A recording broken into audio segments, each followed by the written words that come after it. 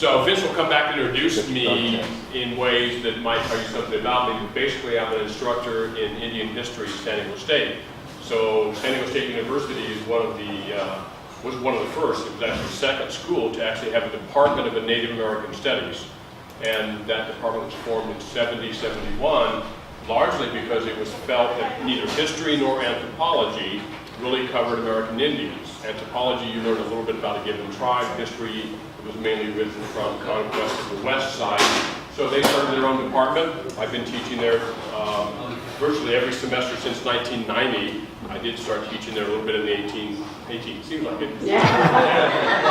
In the 1980s. But mainly since 1990. So my background is both archaeology and history. In fact, before most of these homes were built around here, companies I worked with did all the environmental studies for the Oaks, for Colorado Estates, for all of this. So I actually remember being out here in 1970 and talking to the elder, Mr. Bizzo, about finding archaeological sites on his property. Of course, that did not make him happy because he wanted to get some things built.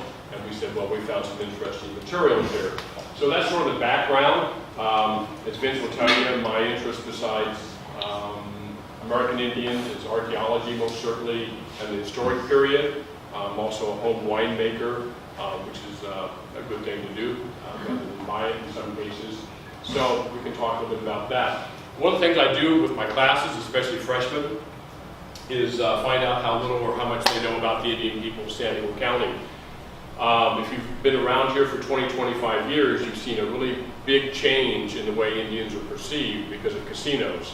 So now there's a belief that rather than being somewhat ignorant and poor and backward living on reservations, the view today is that they're all rich because of casinos. Right? So the point across America is less than 1 out of every 9 tribes have a casino. The other 8 are pretty much like they were way back when. Pine Ridge Reservation has an unemployment rate of 72% up in the Dakotas. Your life expectancy if you're born on the average American reservation without gaming is 48. That means most of us in this room would be what? Dead. We would be dead, most of us, or at least dying. So what I want to start out with is just some numbers, not to overwhelm you certainly, but we have the most reservations in San Diego County of any county in the United States. We have 19 reservations. They vary all the way from 6.5 acres, a mule, to Los Coyotes, up near the Riverside County line at about 140,000 acres, just about the size of Camp Pendleton. We have 3 major tribal groups, and I won't quiz you on this for spelling, but one is called the Kwahiyasp. It used to be called the Degeno. So if you pick up a book written before the 70s, the Kwahiyasp were called the Degeno. So pretend there's a map here, and we would have just about where we are right now, the San Diego River Basin, and from there north is a group called Ewiiy. They are Shoshonian-speaking people. They speak the same language as Sacagawea, basically, and they're called Topic-speaking Shoshone. And then if you go towards Warner's Ranch, there's a group called the Kupeno, who traditionally lived there. And then south of here, and all the way down into Baja California for about 100 miles, Kwahiyasp. Sometimes broken into 2 groups, Ewiiy and Tipai. Pi means people. Ewiiy means northern people, Tipai means southern people. So if I were giving you a quiz, then I'd say, gosh, what did you just hear? You just heard that we have 3 different tribal groups speaking 3 different languages in San Diego County. How different? A Kwahiyasp from here used to be called Degeno, could go all the way to Santo Tomas, Baja California, and be perfectly well understood. Perfectly well in the way that I understand someone from Boston. Right? So I don't know why Cuba has an R on it. I don't know why it's Cuba and Havana and Habibati and Berbia, but that's what they say. So I can understand them. My friend Brian Mooney, I can understand him when he talks Irish Bostonian, I suppose. So he could be understood all the way down to Santo Tomas, or all the way to the Colorado River and into parts of Arizona. But if he went north of the San Diego River, north of Lake Hodges, north of Escondido, that group, the Luiseno and he, would share 4 out of 1,000 words in common. It's a very different language. It's beyond French and Russian, for instance. Why? Because they're different people than we've been at different time periods. So that's the linguistic background. People have been around here for at least 13,000 years. When I was in graduate school, it was 8,000, and we thought maybe someday we could find out about 9,000. So now we're back to 13. Have we found the first people? Absolutely not. I'd like to. I'd like to tell you I found the first one, but we haven't. Why? So some of you know there's a thing either called climate change or global warming, depending on your political persuasion and what you want to believe in or don't believe in. I'm not going to go there. But the ocean has been rising for 10,000 years, actually 15,000 years. So if you wanted to jump in the water 15,000 years ago and you were at La Jolla, you would have to go out 280 feet, because that's where the cliffs of La Jolla were, 280 feet west. That's how much the water has risen. It has not risen 280 feet, because it's a very narrow shelf, but the water has risen enough that now La Jolla is where it is, and Sunset Cliffs. But you would literally have dry land from 280 feet west. So if there were people living here 13, 15, 16, 17,000 years ago, where are they? They're under the water. I don't do underwater archaeology, and so I'm not likely to find them, and the siltation and the movement of artifacts is going to be so profound, I doubt if we can anyhow. So you could go home and tell people you had somebody tell you today that people have been around at least 13,000 years. It's a long, long time. It's a long, long time. We don't know much about the early people. If the magic lantern here works, I'll show you some artifacts. But basically, they were big game hunters, and you're within 8 miles of where they were first found. A place called the Harris site down by Crosby Estates. So if you know where Crosby Estates is on Del Dio, the golf course, the earliest sites in San Diego County until very recently are under that golf course. We actually helped them design the golf course, put dirt on top of the site. It's preserved. It's under the 6th hole or something, most of it. And that was found back in the 1920s. So we call those people the San Dieguito. It's not a tribe, it's how we describe them in terms of their artifacts. So 13,000 years ago or so. And today, well, let's stop. In 1769, when the Spaniards got here, so you know right now there's a big controversy going on about Father Negro Serra, and should he be a saint or not? I can answer that for you. No. No, he should not be a saint. He is not Hitler. He was not even Stalin. He was not even, I don't know who. But he probably, in my book, does not deserve sainthood by any stretch of the imagination. So, when they got here, the Spaniards in 1769, down in the Mission Valley, there were 20,000 Native Americans living in San Diego County. 20,000. Which by most projections is a lot, because it takes so much land for given people back then to live off of. But because you had the ocean with all the fish and all the shellfish, they could do quite well. This is encouraging. I can do it. If it doesn't come up, I can do it. Here, I can do an Indian head for you. I can do anything. So it starts with 20,000 people, more or less. They had, perhaps if the map comes up, names that you might be used to. Hawi, Otay, which is actually Utai, Hamul, Hamashaw. The mountain range we have behind us here we call Kwahiyasp, is actually Aha Kwahiyasp, which means it rains behind. And then one village I know you know about, we call it La Jolla, which if you pick up a brochure from the Chamber of Commerce at La Jolla, it will say this is Spanish for the jewel, the community of La Jolla, the jewel of San Diego and the crown, right? Actually, La Jolla is a Kumeyaay word, not a Spanish word. If you know any Spanish, there's no way La Jolla, the jewel, will be spelled that way. It'd either be J-O-Y-A or H-O, whatever, it'd be an H-O-Y. La Jolla is from Kumeyaay called Matlahoy. Matlahoy, Mat is land. Lahoy means hole in the rock, or hole in the land. So Matlahoy, La Jolla means the coves, the place with the holes in the rock. We're trying to get the Chamber of Commerce at La Jolla to change that. They don't think that's going to sell any jewelry. La Jolla, apparently. So the point of that is we have a lot of place names. You'll see some if this comes up. If not, we'll certainly work our way through it. So here's what the people were doing that I would be telling you about. The Kumeyaay in particular, because that's who I studied the most, and a lot of this would go for the Luiseno as well, had a universe that was very different than ours, their perception of it. So for instance, their land, or their world, doesn't end at the ocean. For us, because we're good Aristotelian Aristotelian, Cartesian, Western scientific-based people, we divide things up. We divide time up, we divide space up. So we say we have land, then we have the ocean, and then we have the sky. For the Kwahiyasp, it's all one place. It's in a circle, and it all goes together. And so they talk about the inner world, the middle world, and the outer world. The outer world is the sky, the middle world is the ocean. I don't know if you've ever been on a ship at sea at night, but when you look out towards the sky, there is no wind at all, and it's reflecting off the water. It's a very kind of mystical thing going on there. So when they look up at the constellations, they see a continuation of their cosmos, of their universe. It's not a separate thing. They have a word for sky, because you want to distinguish that from the land, but more importantly, they're looking at it as just a continuation. So one of the stories I'll tell you is that when we go out tonight, when you go out tonight, if you look roughly that direction, southwestish, even with a full moon, but as it passes across, you'll see what we call Orion, right, the hunter, and you can see the 3 stars in the belt and then the sword. It's a pretty obvious constellation, especially this time of the year. So we see that. What the Kwahiyasp see when they look up is they see a bighorn sheep. They see a bighorn sheep. And they see a bighorn sheep for a couple of reasons. They didn't have a guy called Orion, the way that we think of a person, and it makes no sense in general for them to think of humans in the sky.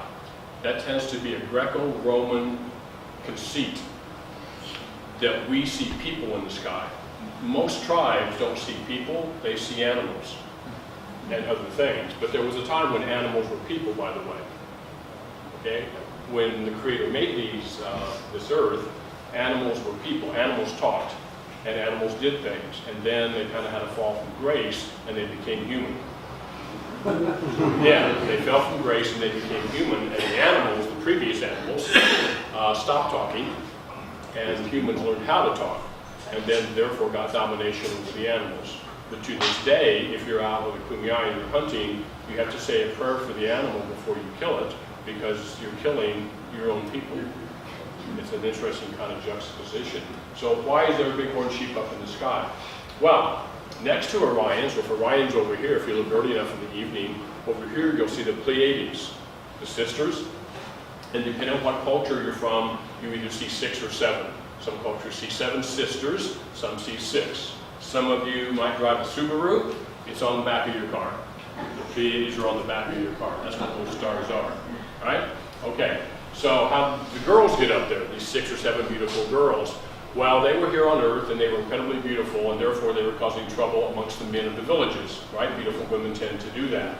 And sort of like that movie that's out now about the woman who never ages, the girls never aged. They just stayed perpetually beautiful, so they caused trouble all the time, everywhere, right? And so at some point the Creator got tired of all that and said, I'm going to put you somewhere where you can be admired, but from afar. So they were put in the sky. So this is a case where humans were put there, but they were put there obviously not in the shape of women or the hunter, but as a cluster of beautiful stars that you can see.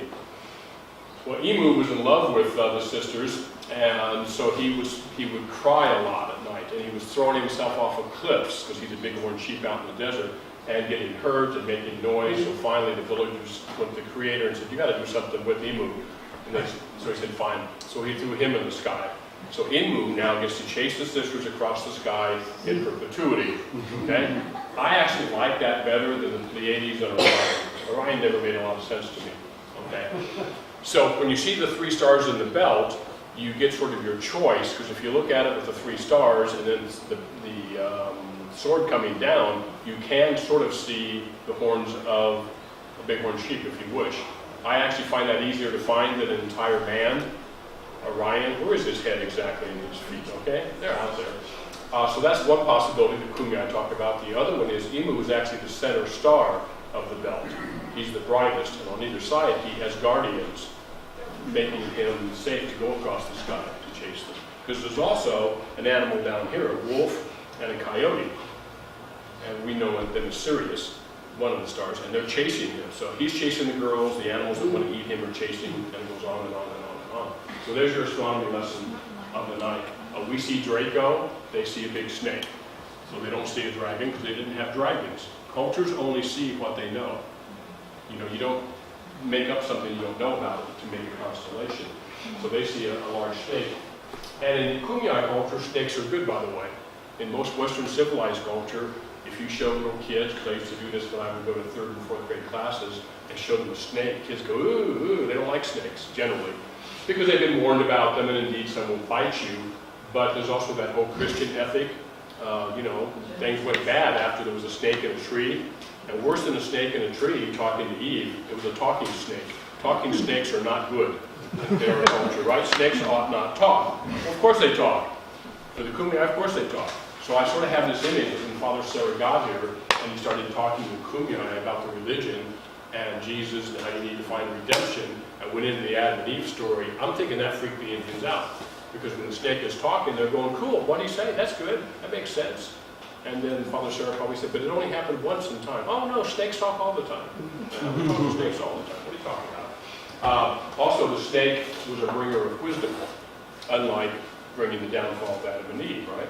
So the snake for Kwahiyasp people brings wisdom because he lived off in the Channel Islands in San Clemente, and he's a really big snake, and he flew through the sky. He was summoned by the people to bring some wisdom and some songs, so he brought wisdom and songs to the people. So a fair amount has been published about all this if you want to go through all the literature, but besides the constellations, which I could certainly go on about, I want to tell you a little bit about how they ate.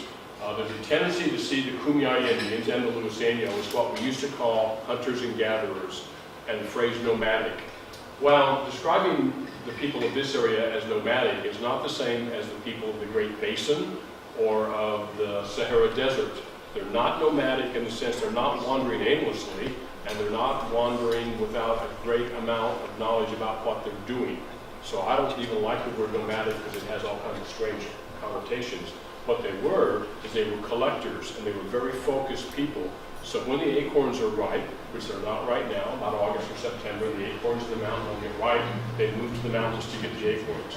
And that's where the deer are, that's where the antelope, used to have antelope before we killed them all off. And they would hunt antelope and deer, eat acorns, people from the desert would come up, because gosh, it's August or September. Let's think about that. Cuyamacas or Ocotillo, right? Cuyamaca or El Centro. I'm thinking I'm moving to the mountains. So they would all move up there, they would marry off their young daughters and their young men and have big fiestas, and they would stay there till the first big snow, till it got cold. So all the way through September, October, November. This year they would have stayed there most of the year, right? Most of the year. And then they would have moved back to their villages, a Hawi or a Pamu up near Ramona, and start the whole cycle over again. But as they're moving across the land, they're collecting rocks that they can make stone tools out of. They're bringing whatever material they might need to try to continue their lives, basically. So a lot of acorns, a lot of deer, antelope, and rabbit. A phenomenal amount of rabbit. How do you hunt rabbit? Well, I could say carefully, but that's not actually true. A couple ways to hunt rabbit. The easiest is set the grass on fire. Set the grass on fire, and on a nice windy day, preferably not a Santa Ana day, preferably a day when there's an onshore flow, and you set the grass on fire, you make a bunch of noise, and at the end of the canyon, there will be young children with clubs, little sticks and nets. The rabbits are freaking out, they're running up the canyon, you catch them and you beat the hell out of them, and you've got rabbit stew. Well, not yet. You've got the rabbit for the rabbit stew, right? So the beauty of that is, how many calories have you expended to get rabbits? Virtually none. But more importantly, you have burnt the grasses and the vegetation and controlled the fuel load. So the Kwahiyasp controlled, they did not have fires like we have, because they controlled it. They did controlled burns every 3 or 4 years. The Spanish documented this in 1770. They came into the area and said, well, today, near Los Cristianos Canyon, in Camp Pendleton, the Indians were burning to chase rabbit and deer. They were doing it to chase rabbit and deer, but they also knew that if they kept the fuel load down, then when there is a fire, it doesn't burn down the oak trees. It doesn't burn down the big vegetation. We could probably learn that lesson, and I say this as a person who lost my house in 2003 in Ramona. I wish some Indian would have come and burnt Ramona. Not the way he got burnt that time, right? So, they also ate a phenomenal amount of shellfish and fish. So an archaeological site that I dug right under 805 and 5, where the coaster station is off of Roselle Avenue, 32 species of shellfish and 20 species of fish. What kind of fish? Not just the kinds in the little inlets. They were doing deep water fishing in little balsa canoes. Basically, very small canoes. They had small harpoons. They had fish hooks. They also used nets. So they were doing really, really well. Did they eat bear? No. You tend not, most Indian cultures do not eat animals who want to eat them. And for a good reason, right? And so most cultures, Kumeyaay did it, Kwahiyasp did it, you have a myth about why you don't hunt bears. And the myth does not tell you because they will kill you, it's because it's a sacred animal. It's a sacred animal. You can get a dead bear and you can occasionally kill it to get its claws and its teeth, but you don't go out hunting bear because bear are out hunting you, right? And so if you're hunting a deer, in the old days there might have been a bear not too far away. So, if you saw the top of this, it would say the Archaeological Tower of Babylon. So here's what we do as archaeologists, I'm not going to spend a lot of time on this, is we go through, there you go, the Tower of Babel chronology. We go through and we make up all these names. We make up all these names down here. So what I'm talking about right now, the earliest people were the Sandito down here, or the Harris site, the Delvitos area, the Sandito, and then we call the middle group the Lahoyan, and then here we are today, what used to be called Vigenio and is now called Kumeyaay. So you have all these different archaeologists naming all these different things. They're all the same. So the example I use for my students is this. Well, I'll ask you, how would you typify our period right now? If it's 30 years from now and we're looking back on 2015, what would you call the American people? Besides stupid. Maybe we're in the Kardashian period. We could be in the Kardashian period. I would hope not. I would hope not. We tend to do it sometimes by presidents. We talk about the Nixon period or the Eisenhower period. But we tend to do it based on technology. So I would suggest we are the computer age. We are the internet age. We are definitely the internet. Whether you like it or not, whether you have one or not, we are in the internet age. Before that, let's say 20 years ago, we were probably the computer age. At one time, we were the plastics.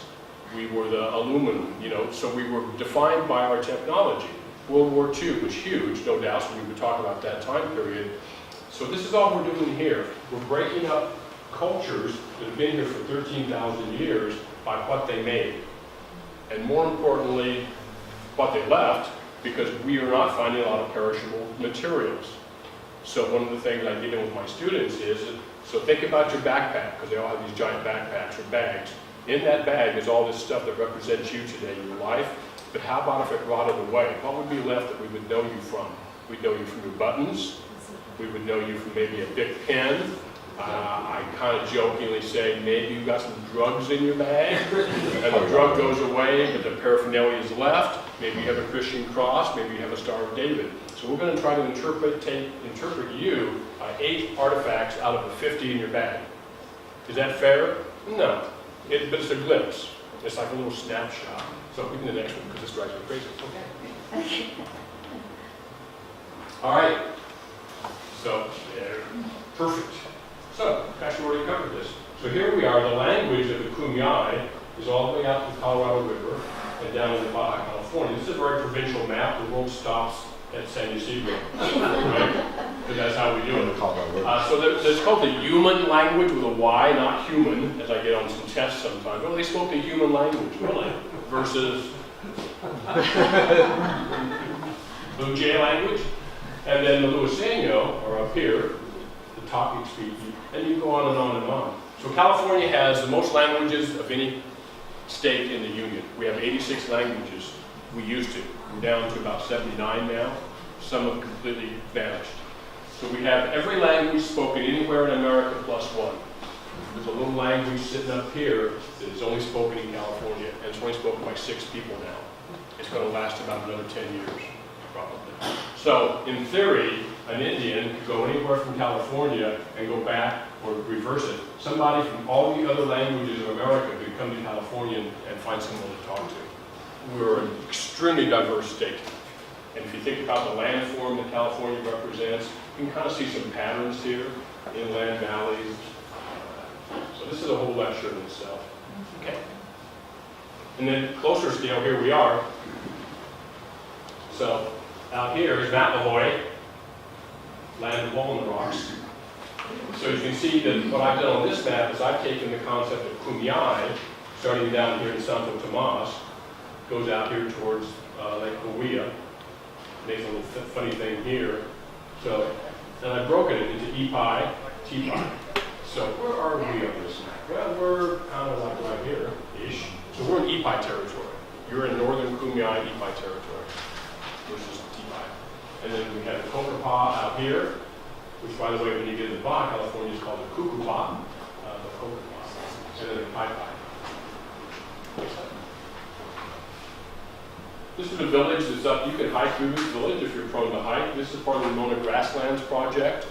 I don't know if you know where that is, but it's right by the airport, just west of the airport. So this beautiful valley was originally slated for 356 homes and a golf course. And a client of mine, back when I did environmental studies, I'm retired now. I only teach and write and give lectures on Saturdays. But back when I was a working person more, or at least differently, a client of mine who was a good friend of mine came to me, said he and his son-in-law had purchased this property, 680 acres, a square mile plus 40, right next to Ramona Airport, north of Highland Valley Road. And here's what he wanted to develop on it. And my friend's name was Skip, and I said, Skip, I just got to tell you, this ain't going to happen, buddy. You're not going to get a golf course in Ramona.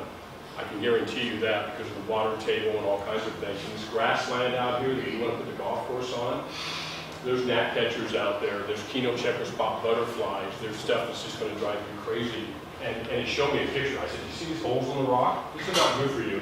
This is not good for you. These are mortars where Indian people ground acorns 1,000 years ago. I've been on this property. It's a village. Ah, well. So we started his environmental study, and 3 years later, and I like Skip. I don't get Christmas cards from Skip anymore, but I still like Skip.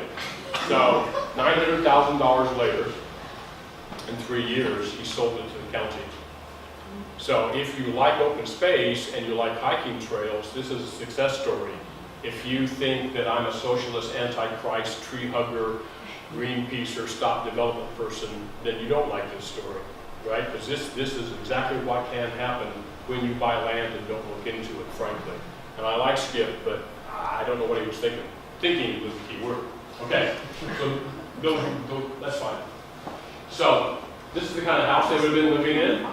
It's called a wa, so this is your Kwahiyasp word of the day, is wa, means house. So anytime you hear the word, the phoneticized sound of wa, it means house. And so there's a whole bunch of Kwahiyasp words on the land that have wa in them. Watai means big house, and on and on and on and on.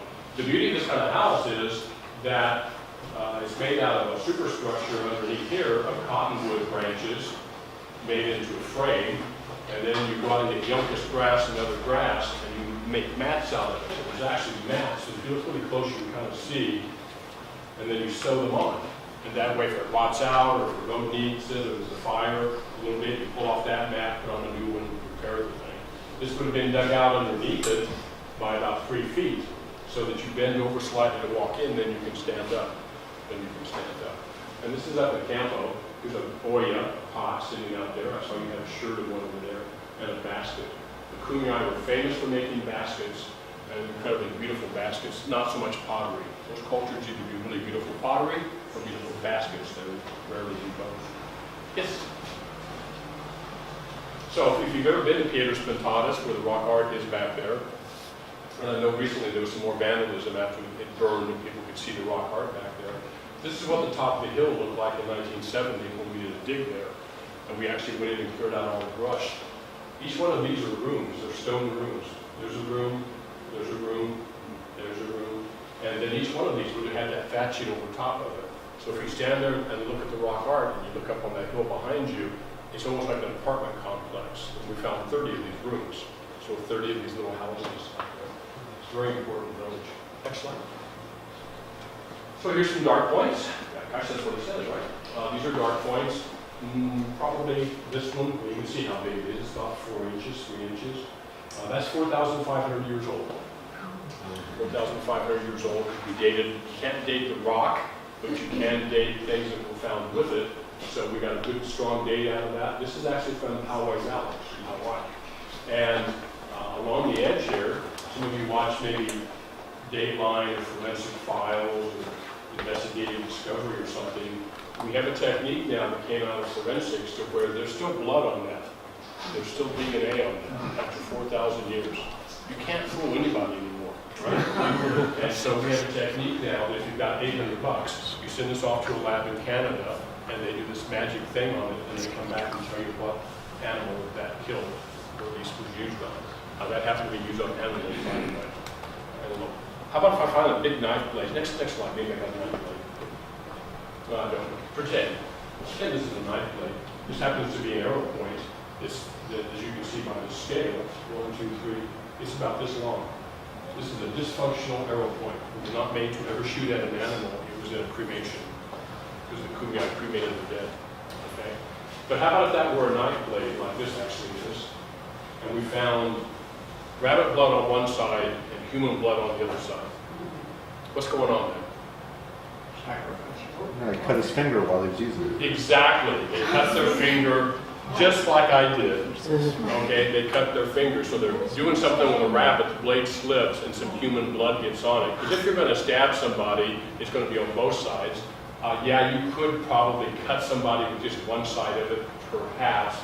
But then how did the rabbit blood get on it? And so you have to use what's called Occam's razor. Go for the simplest explanation. Don't make up some weird story.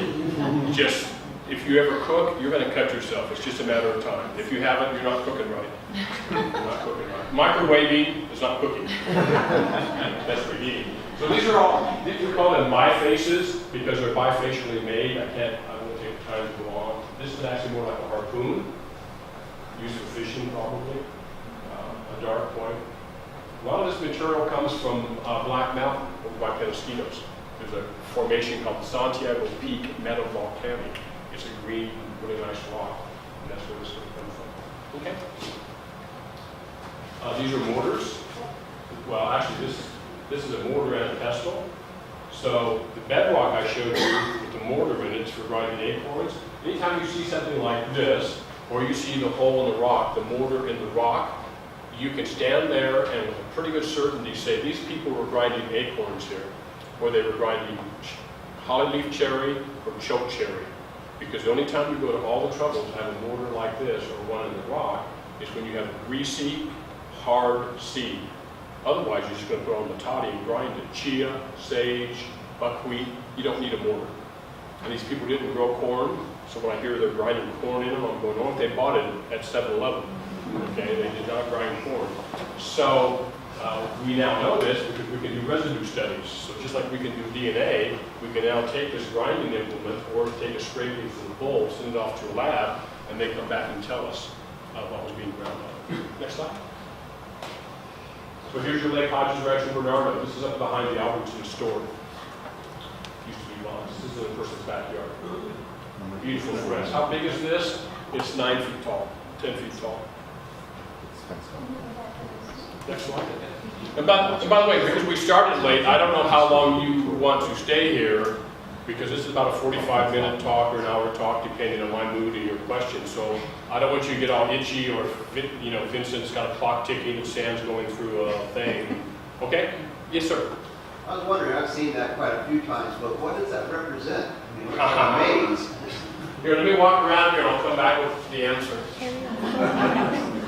I don't know. I don't know. Since my girlfriend's in the room, I can't tell the joke I'd like to tell, I'll tell you, but the joke would go something like this. I like rock art just like I like women, but I don't understand them. Okay? So, it is believed, and I can tell you anything to be somebody's belief, I suppose, but in some cultures, especially those back in the Mideast, a maze design like this, and this is not a true maze, but a maze design like this, or like the one we saw, has to do with storytelling.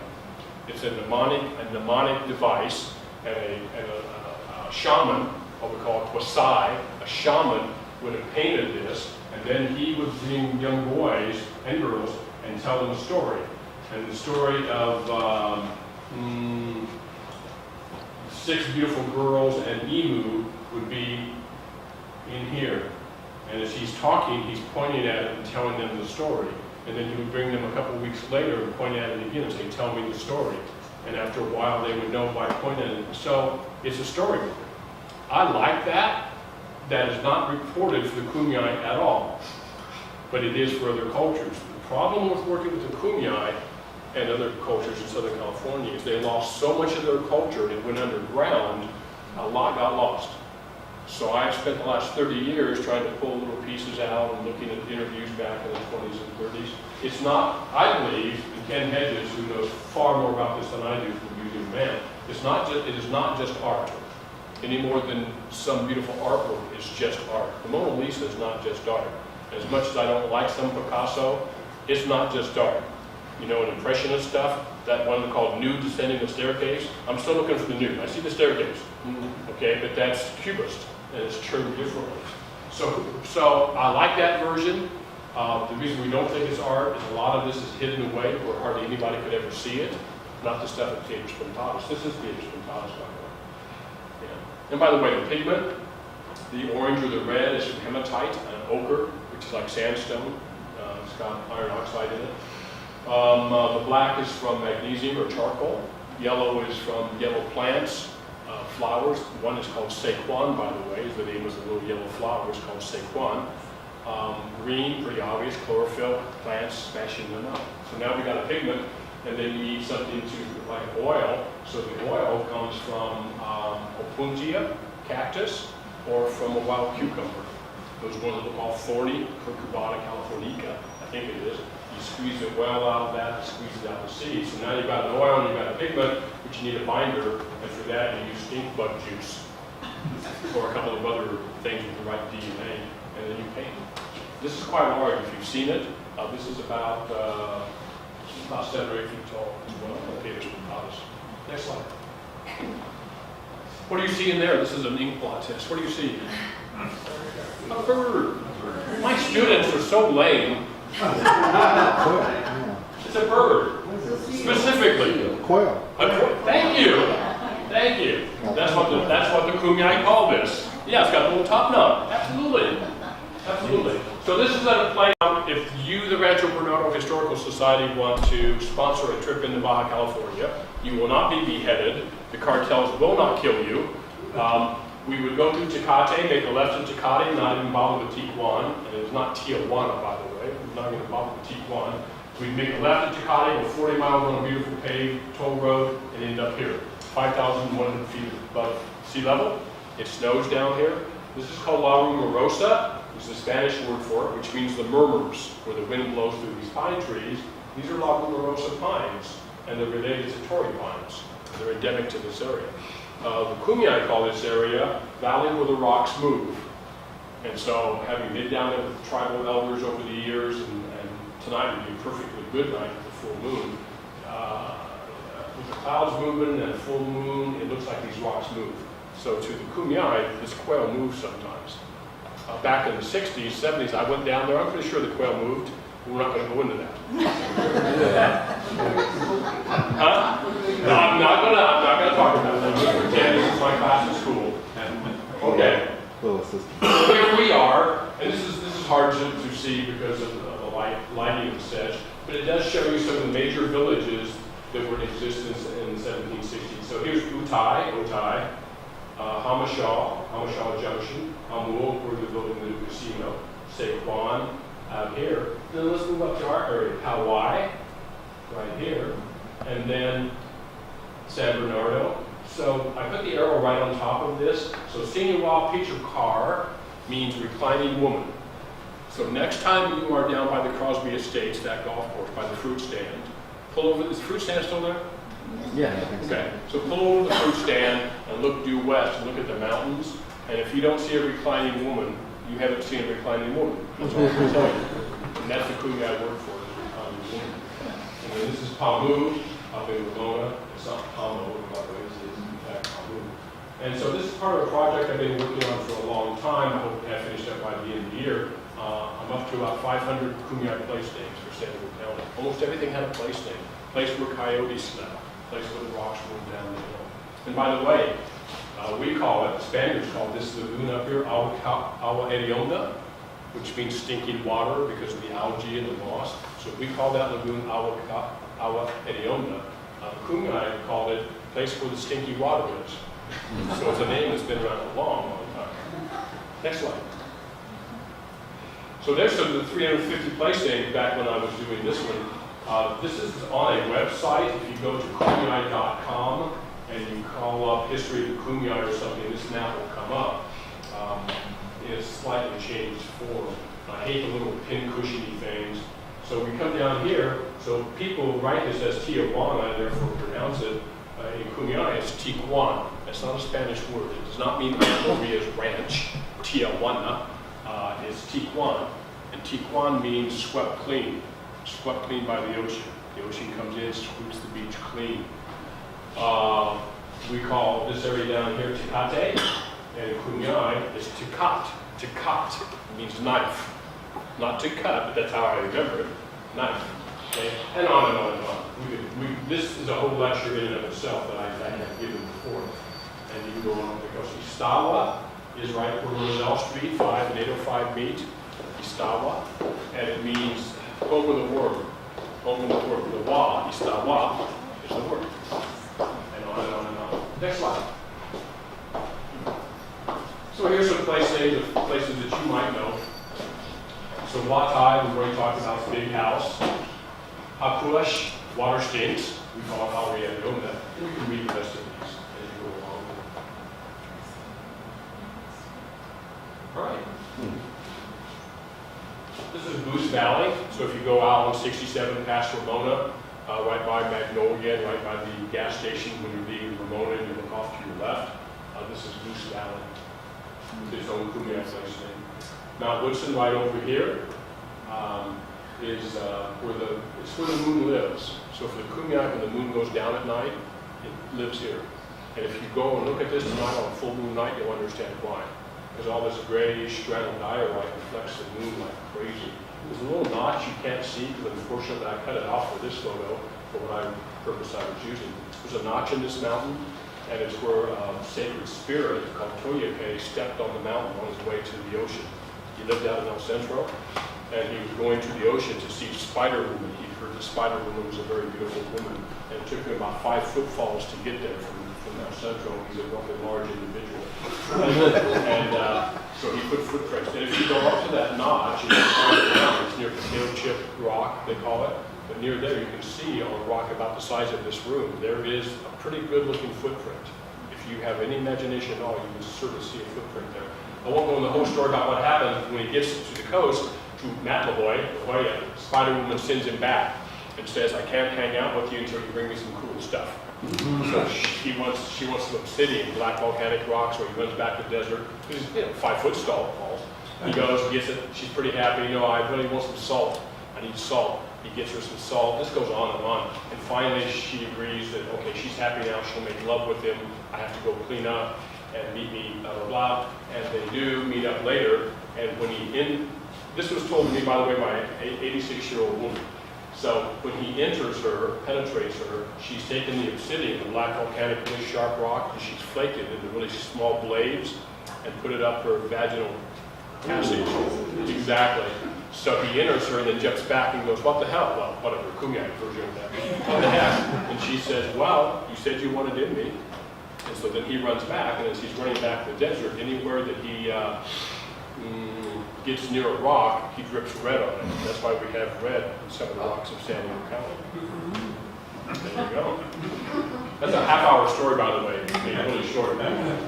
Okay, one of the things that they were pretty good about was being literal. So you have land and water. So water, this is aha, like Kwahiyasp aha. This is land, mat. So this is land and water. This is not, by the way, San Diego County. This is Bahia de los Angeles. If you've ever been down there, it's one of my favorite places in the world. This is sunrise, because the sun comes up over the Sea of Cortez. It's like backwards. Next slide. And then these are the Coronados off of San Diego. And this is the word for rock, by the way. So it's water mountain rock. So this is the Kwahiyasp universe. And this was a sand painting. Most people don't know the Kwahiyasp did sand paintings, but they did. So I'm not going to walk you through all of this. This is the Milky Way.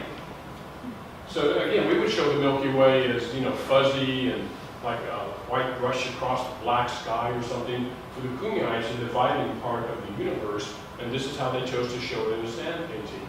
This happens to be the sisters. These were the sisters, the Pleiades, Hachka, and this is Ewiiy. This is Orion down here. He's chasing across the sky. These are obviously snakes.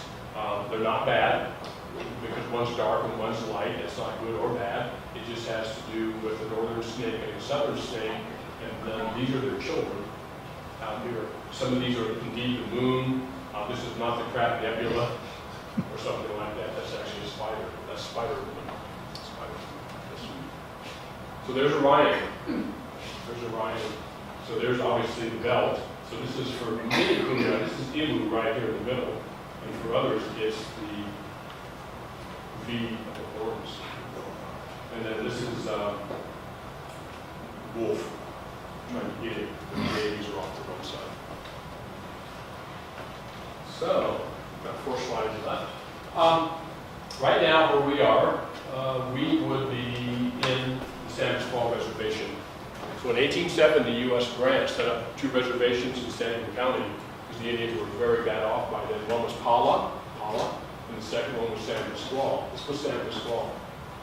So all the way from Mount Woodson and down here in Ramona, parts of Rancho Santa Fe, Lake Hodges out here, all the way well up in Escondido, San Pasqual Valley. That was a large reservation set up for the Indian people. They had it for 1 year, and then he changed his mind and rescinded it. I have a book for sale back there. You can read all about it. There's pictures too. Okay, so we would be in San Pasqual Reservation. And here's what it looks like today. This is the reservations. Yeah, right there. So here's little teeny Hamul, 6.5 acres. They're going to be opening their casino this summer, much to the chagrin of the Hamulians, the people who did nearby. So this is the smallest reservation in San Diego County. Los Coyotes, up near Warner's Ranch, is the largest. It's also got the highest peak in San Diego County. The highest peak is not in the Cuyamacas, it's the Los Coyotes peak. It's 2 feet taller, 2 feet taller than the Cuyamacas. You can see where the reservations are. But what the heck happened to these reservations? The train came through. When the train came through, the government gave them every other square mile to the train companies. So when people talk about pure capitalism and, you know, we only started subsidizing companies lately, this is 1876. We've been subsidizing companies forever, right? And so they got every other square mile. But I would call your attention to this town here called Palm Springs. The Palm Springs Agua Caliente Indians own every other square mile of Palm Springs. They're doing well. They were doing well before their casinos. Way before the casinos. They used it out. So probably been in Morongo, the casino off the 10, all the way in. So this is why we have the most reservations, 19. There's none in LA or Orange County, by the way. They killed their Indians off and got rid of them. Sort of like Texas. That's all it is. So my last 2 slides here, I'll tell you a quick story, and I'll be glad to answer any questions or tell you anything else you might want to know, because I don't want to keep you here all day. I mean, I have a life, I could stay here all day. So the Kwahiyasp did not have a devil. They had nothing like a devil. There were spirits out there that could do evil things, but they could be controlled by doing good things. So when the Catholics came to San Diego, Mission San Diego, the first mission in San Diego, in Alta California, was on Presidio Hill, not in Mission Valley. It was on Presidio Hill. And the second one, and the third one. Then they moved to Mission Valley, and they built the 4th one, which the sign out front says is the first one. That's okay. They lied. So the 4th one, and then that was attacked by the Indians the next year. They burnt it to the ground, so they ran back to Presidio. Then they came back and built the 5th one. And then it fell down partially in an earthquake, and then they built the 6th one. So when you go to Mission San Diego today, and you walk in the mission today, and they tell you Father Sarah walked on these very floor tiles, they are lying. He was way dead by the time that was built in 1805. Okay? So that's actually the 5th or 6th. Well, they introduced the concept of Diablo, of the devil. So there is a story I found that has never been published before, and I'm working on it. I get a couple of papers on it. A Kumeyaay leader, Kusai, a holy man, a shaman, used to go up behind Mission San Diego, according to an ethnographer in 1920 who interviewed an Indian, And this old Kumeyaay Kusai shaman holy man would go up and watch the sunsets. So he lived at the mission, he'd come under Spanish influence, but he would go up and do his normal chants, burn white sage, and do his traditional things. And one day the devil came to him, the Christian devil. First he came as a bear, and he said, yeah, I don't think you're a bear. You don't look like a white bear to me. So then he changed, he transmogrified, and came back as something else and something else. Finally, he came back as the devil. There's a game that Kumeyaay play called Peon. They still play it. You can go to Reservations and see a Peon game. It's very simple. I've never won. That's how simple it is at Peon. It's a black stick and a white stick, or a black bone and a white bone, and you're trying to hide it and guess which hand it's in, and it goes on and on. The last Peon game I went to was 16 hours long. It went through sunrise. All right.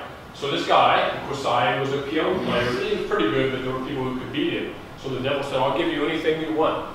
I'll give you anything you want.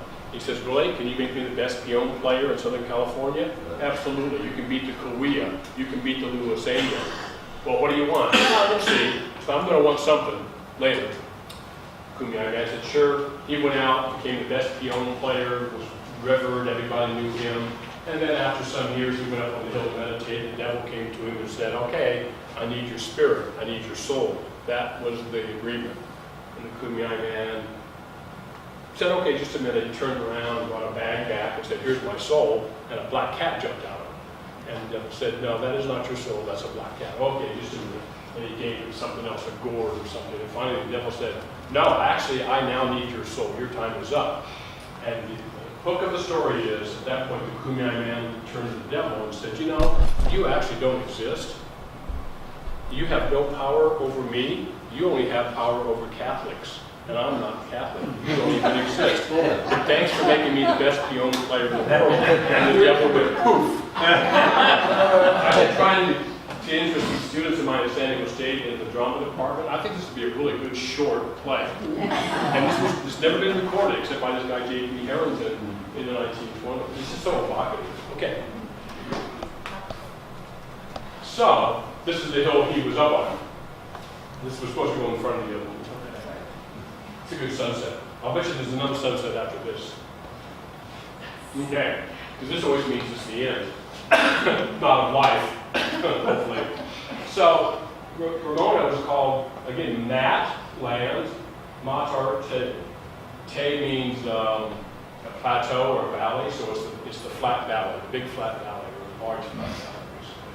So, because we started a little late, I really appreciate your perseverance in doing it. I could have talked, but this makes it so much better.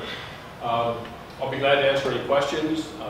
You know, if I already went through my introduction that Vincent would have done. I do have 2 books for sale back there. One is called Strangers in a Stolen Land, not Strangers in a Strange Land. That's another guy. Strangers in a Stolen Land, and it's specific to the Indians of San Diego County. So in the interest of full disclosure, if you're looking for a picture of the Indians of America, that's not the book. It's specific to this area. It starts with archaeology and moves through the 1930s and 40s. Lots of photographs, it's won some awards, blah, blah, blah. And then next to that is if you know anybody who Ramona and you want to get a really cool gift, there's a history of Ramona that I wrote. Or if you're interested in Ramona, it's a pictorial, has very little reading. Just little captions underneath it. So, yeah, do you have a question? I do. We were fortunate enough to go into the cave paintings through Baja, California, and these Indians were out there 14,000 years ago. No, well, 14. Yeah, I meant to follow up on that. You can go by yourself to see these cave paintings because it's actually the first archaeological national park in Baja, California. You can go by yourself. If you go to a website, look at La Rumorosa, I can tell you other ways to get there. You can go yourself. There's actually a guide there who speaks pretty good English. Oh, there's multiple cave paintings all the way down. What I'm asking is that a different group of Indians, and who are they? Completely. Yeah, these are not the giant cave murals that you see down in San Francisco, or the ones you see at Catavina, or the ones you see at Bahia de los Angeles. These are in rock overhangs, more than they are caves. And while there are some figures, some anthropomorphs and animal figures, most of these are abstract. They're big circles, they're squares. They're very, very vivid. They're very, very vivid. What I was going to mention was if in the future the Historical Society wants to do this, occasionally with groups, I would take groups of people down there and give you a guided tour, as long as you cross my palm with some silver.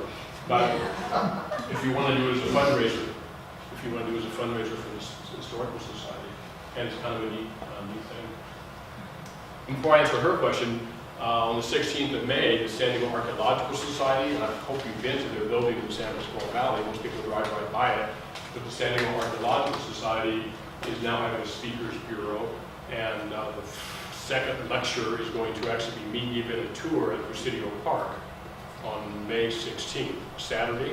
So if you're interested in the Spanish period, we're hardly going to talk about Indians at all. We're going to talk about the first Presidio in Alta California, the first mission, who was there, who's buried. There's 220 people buried under that park. And it's, I think, from noon till, no, it's 10 till 2, 10 till noon, not good with numbers, 10 till noon on May 16th. If you go to the San Diego Archaeological Society website, they'll tell you all about it before I forget. And it's a fundraiser for them. Yes, ma'am? I'm intrigued about language, that you essentially speak something akin to Shoshone. Now, Shoshone, I was in Bama some years ago, and between Idaho and here, there's so much in between, language-wise. How did this happen? The belief is, if you didn't hear the question, I'll repeat it within the answer. The belief is, the scientific belief, not the Indian belief. The scientific belief is people came across the land bridge from roughly Siberia and Asia. And that's why Indian people are a mix of Mongolian Asian DNA and Siberian DNA. These people came across this land bridge that linked up to Alaska at one time and came down into what's now Canada and into the Great Plains. And at that point they split. But it had taken them thousands of years to do this, and they started developing their own languages. And then once they got into certain areas, they continued their new language or their changed language based on things they saw, experiences. And so the Shoshone people, if you think about the area that they occupy, if we went back to that map, we don't have to, a lot of it's pretty arid, it's pretty, not desolate, but it doesn't have the resources maybe in some other parts. So they spread thinly across and came all the way down into Southern California. Whereas the Yuman people, by and large, came down the coast route and occupied the best lands of California, and the Shoshone kind of got the Great Basin, the desert areas, the high desert. So the Shoshone language is the most occupied territory of California, but it's one of the smallest languages, and all the way up to Idaho. Yeah. So if we imagine this area out here, you see the talking, speaking people who are Shoshonean. Numic is Shoshonean. And they extend all the way up in the Great Basin. The Utes, the Paiutes, all those people are Shoshonean speakers. So actually this white line is not a language border, it's a county border. No, these are language borders. No, the white line? Yes, Yeah. yes. Oh, that's really. Yeah. But the color is also blue, so are those languages not related? Yeah, it's faded. Well, this is, yes. These are all whatever color you find on here, right? Uto-Aztecan I think versus the Yuman. The Yuman is Hokan. yeah. So this language, all the way up here, up into here, the Yuman, which is Hokan, Kwahiyasp, is the most spoken language in California amongst Indian people, even though it's a relatively small area because they've been driven out. The Numic, Takic, so think of this as Spanish and Portuguese both being Latin languages, and then think of the Uto-Aztecan as being Latin. So Latin, but then Spanish and Portuguese. But they're spreading very, very thin, all the way up to Bannock and Death Valley. Yeah. I would get your perspective on the alternative scientific view, which is water crossing. So using the Pacific, the actual, the kelp forest and going to Right. the kelp forest and all the Pacific Rim. I like that. Yeah, they're not mutually exclusive. I mean, a lot of instances, they're made of both. Well, yeah. And anytime an archaeologist or an anthropologist puts a line on a map, it's wrong. Because it was fluid. This is what it looks like in 1920. When Alfred Kroeber came down from Berkeley and sent his graduate students running throughout California, terrorizing Indians with tape recorders and notepads, this is very, very approximate. So while I'm here and talking about Kwahiyasp more, I would tell you this. I believe the Kwahiyasp at one time went all the way up to San Luis Rey, to the San Luis Rey River. And I think later, the Shoshone-speaking Luiseno pushed down into San Diego County. If I were up talking to Luiseno, I would not use that story. Because they say they have been there forever, and the Kwahiyasp never controlled that territory. Battle Mountain over here with a cross on it, did it have any Indian significance? No, other than the fact it crosses on the wrong hill. Yes. Yeah, yeah, yeah. The Kwahiyasp probably used that as a lookout, but by and large they lived in the flatter valleys, and there are sites at the foot of it, but not on the hill itself. And the plants, there it's mainly coastal states, chaparral and such. They might have harvested some plants there, but other than that, it's never shown up in any document that hill had any spiritual significance to it. Black Mountain does. Coles Mountain, which we used to call Cowles Mountain by San Diego State does. Tecate Peak does. Woodson does. Obviously San Jacinto does. The one that we see snow on sometimes in the winter. San Jacinto is where a creature lives named Cockreets, and he comes down and swoops up people and takes them back up there and pounds them in his motors. You can hear the thunder at night. Starvation Mountain. Starvation Mountain. Which one is it? I'm confused. That's a fellow named Arthur Woodward, who was a pretty good historian, thought that's where the Battle of San Pasqual took place, the second battle. Second battle. And that's where he thought they ate their mules, so he called it starvation and got it listed that way. As we know, it's wrong. Where is that spot now? Is it the present Mule Hill or? No, it's actually on a map. I think it's also called Battle, whatever you just said. Battle Mountain. Yeah. Battle I thought Mountain there with were the two cross. different, one was Battle Mountain, the other one was Reservation Mountain. I thought there were two. I just know they're both wrong. Yeah. Well, the Battle of Bunker Hill was not fought on Bunker Hill, right? It was on Breeds Hill, the next hill. Other than that, perfectly good. Yes? So you mentioned, it establishes DNA links, going back to Mongol. Have they been able to do the same thing in languages, or just too many years past? Are there any similarities to old languages there, and what's...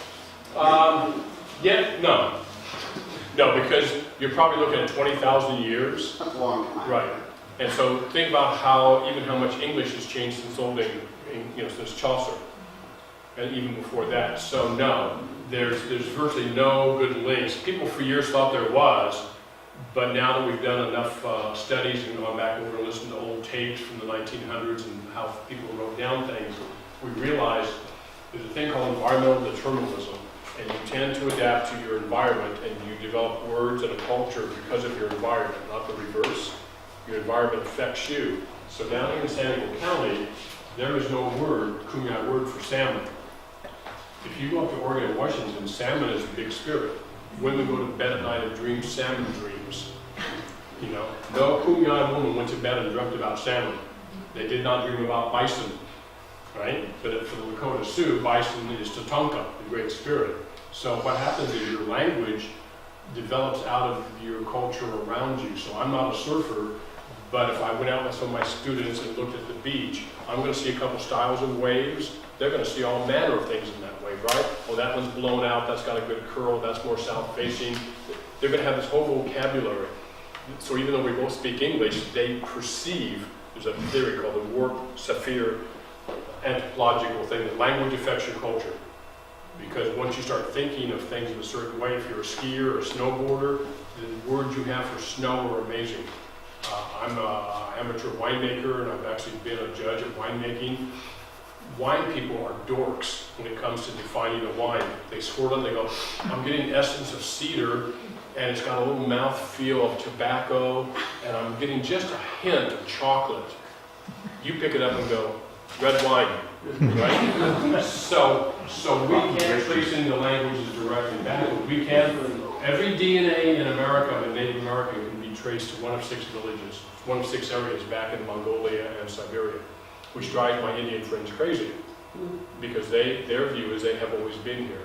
They'll say, some look more or less than Mongolo. If I'm dealing with Navajo, and they say, do I look Asian to you? I'll go, yeah, actually, you look way Asian to me. Yeah, you do. And if you give me your DNA, I can prove it, right? The many tribes of Kwahiyasp, I don't even start with the land bridge when I'm talking to the Kwahiyasp. So I'm giving a lecture in a couple of weeks out of Ramona. They did not come across the land bridge. I'm going to say, your creator made you, and here's the story, and we're going to start there. They will ask me, because they love to torment me, halfway through my lecture, they'll say, yeah, but don't you believe we came across a land bridge? And I go, I'm not talking about that today. Yeah, but don't you believe? I don't know, I believe in the Easter Bunny. I'll try to divert them, and finally I'm going to go, most scientists believe the Native American population came across a land bridge. And then they're going to say, and how about you? And I'm going to go, not today. Not today. So the British had really cool blades, they just did shitty things with them. Right? They killed a lot of people with them. So when I get into who's civilized and who's not, the life expectancy, by the way, in Europe in the 1700s was the same as for Indian people, 45. So the Kwahiyasp never had plagues until the white man came. Yeah. Yes, sir. Did they have a bow and arrow? Yeah, absolutely. The bow and arrow came in about 2,000 years ago. 2,000 years ago. And that was worldwide pretty well. Yeah, actually, there's a thing called independent invention, and through some mysterious thing that happens, at a similar time throughout the world, agriculture starts at 8,000 years ago, roughly. Bows and arrows tend to get really developed about 2,000. The atlatl, which is a dart thrower, comes in about 5,000. In different places, and clearly these people aren't talking to each other. So yeah, they had pottery at about 1,000 years ago, which is late compared to Europe, because they didn't have the facilities and the wood and such things to do all the firing. So yeah, they had bows and arrows, they had pottery, the later these cremated their dead, the first people inhumated their dead. It looks like they had very little disease, they had a little bit of cancer, but you know, when your life expectancy is 45, there wasn't a lot of cancer in Europe either back then. So not a lot of cancer. It looks like arthritis was the main problem. They had no syphilis, they had no measles, no smallpox, no malaria, no leprosy, and no influenza. So when the Europeans brought that over, it was bad. I'm just gonna, if people still have questions, I mean, maybe we can continue this while you're signing the books, and I want people to get the opportunity to look at your books. I can highly recommend Strangers in the Stolen Land as having bought it myself, and it was eye-opening, and your lecture has been eye-opening, and I thank you.